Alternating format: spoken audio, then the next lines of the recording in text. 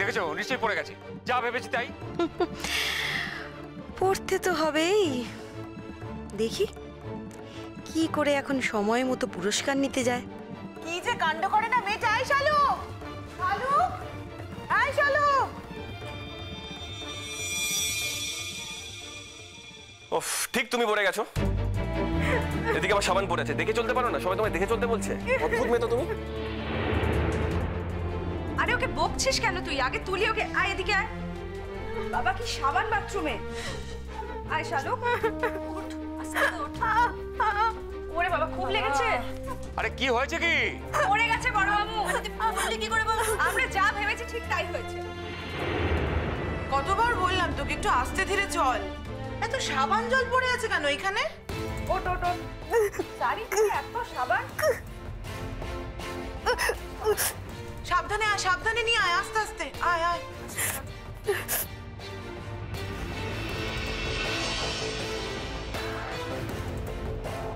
আয় আয় আস্তে আস্তে আয়। এই সাবধানে সাবধানে। সাবধানে এদিকে আয় আয় আয়। কি করে পড়লো? আরে খুব জোর পড়ে গেছে গো। আয় হ্যাঁ? আরে বসো এখানে, বসো। তো ভর্তি সাবান। কে এত সাবান মাখিয়ে রেখে গেছে বাথরুমে? কে জানে কে, নিশ্চয়ই এটা হরিদার কাজ। আমি তো সেই কখন চান টান করে সাবান টাবান কেটে পোস্টকার্ড করে রেখে দিচ্ছি। এ বাবা, আরে আমি তো বিকেলে গা ধুতে যাওয়ার সময় কয়েকটা জামা কাপড় কাচার ছিল, তাই ভিজিয়ে রেখে এসেছিলাম। ভেবেছিলাম যে গা ধোয়ার সময় ওগুলো কেচে নেব। ওই সাবান জলে তুমি পড়ে গেলে শালু।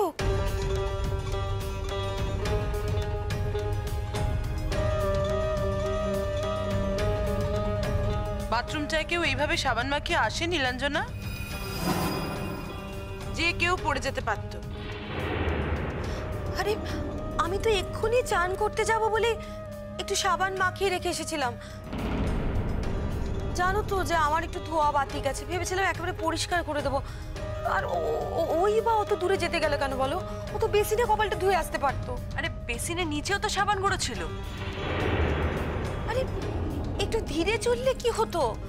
আমিও তো কতবার গেলাম। কি হবে এখন? শালুক, তোমার কি খুব লেগেছে? সোজা হয়ে দাঁড়াতেই পারছি না, খুব কষ্ট হচ্ছে। আমার বোধহয় যাওয়াই হবে না বাবা। কি বলছিস তুই?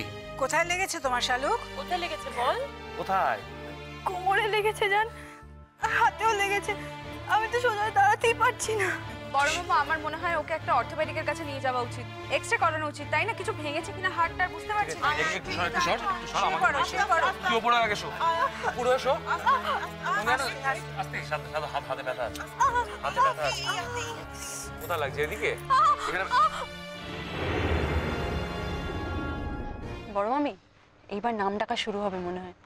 দেখো মাত্র কদিন আসতে না আসতেই সবার নজরে পড়ে গেল। একসময় মেয়েটার উপর খুব খারাপ ব্যবহার করেছি রে। এখন ভাবলে এত খারাপ লাগে না। আমরাও তো কিছু কম করিনি বড় মামি। আমরা না বড্ড আন্ডার এস্টিমেট করেছিলাম গো মেয়েটাকে। দেখো জান তো ঠিকই বলেছিল, সময় আর সুযোগ পেলে সবাই নিজেকে প্রমাণ করতে পারে। আমরা তোকে প্রমাণ করার কোনো সুযোগই দিইনি।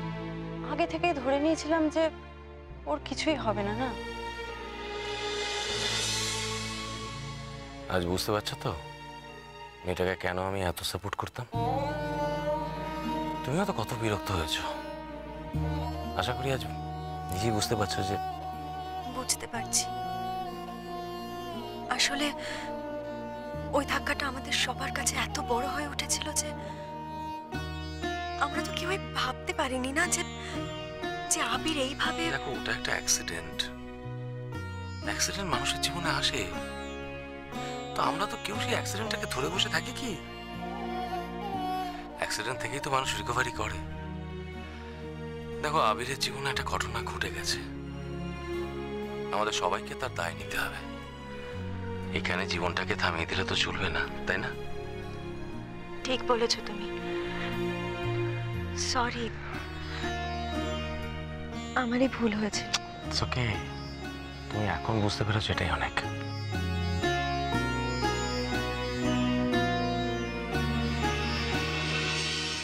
দেখো সেদিনের সেই মেয়েটা কিভাবে চোরের মতো বাড়িতে এসে ঢুকেছিল, দেখে মনে হতো এর দ্বারা কোনো দিন কিচ্ছু সম্ভব হবে না, একটা আকাট মূর্খ।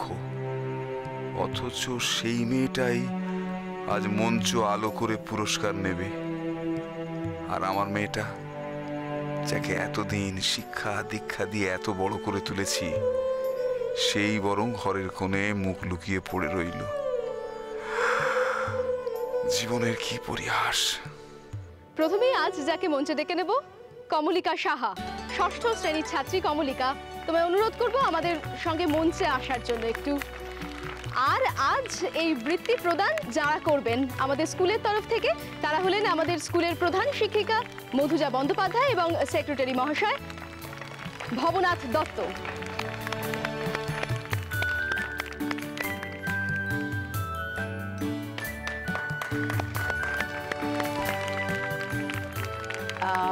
আমি জানি যে আমার স্কুলের ছাত্রীদের লেখাপড়া ছাড়াও অনেক কিন্তু গুণ আছে, যেগুলো হয়তো সবাই সেরকমভাবে প্রকাশ করতে পারে না, কিন্তু আজকে এই মঞ্চে আমি চাইবো তাদের সেই রূপও প্রকাশ পাক। কমলিকা, তুমি লেখাপড়া ছাড়া আর কি করতে পারবে? ধরো নাচ, গান, আবৃত্তি, যেটা খুশি বলো। বর্দিমণি, আমি একটা আবৃত্তি করতে চাই। বাহ, খুব ভালো, এসো।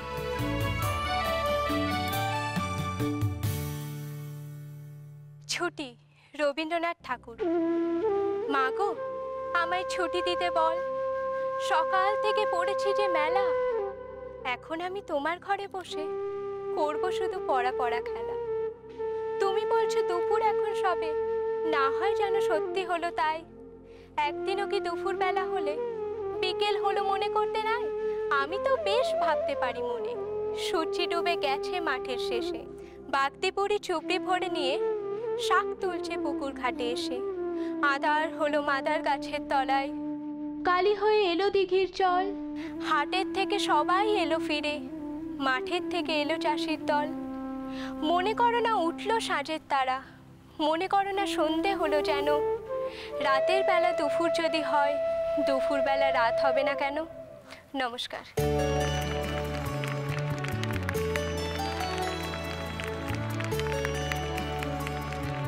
খুব সুন্দর আবৃত্তি করে গেল আমাদের কমলিকা।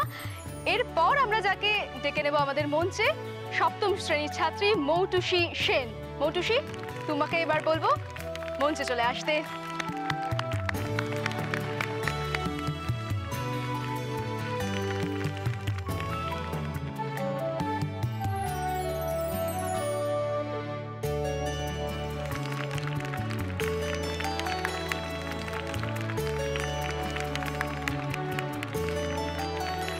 তুমি কি করবে? বর্দিমণি, আমিও একটা আবৃত্তি করব। কোন কবিতা? রবীন্দ্রনাথ ঠাকুরের জুতা আবিষ্কার।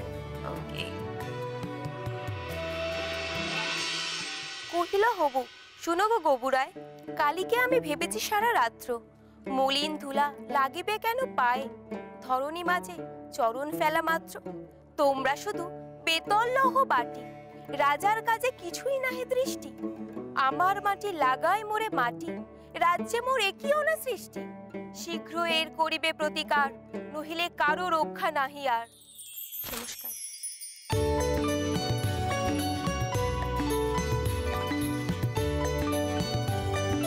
এবার ডাকবো সোনালী গাঙ্গুলিকে। চম্পক নগরে ঘর চাঁদ সদাগর, মনসা সহিত বাদ করে নিরন্তর, দেবীর কোপেতে তার 6 পুত্র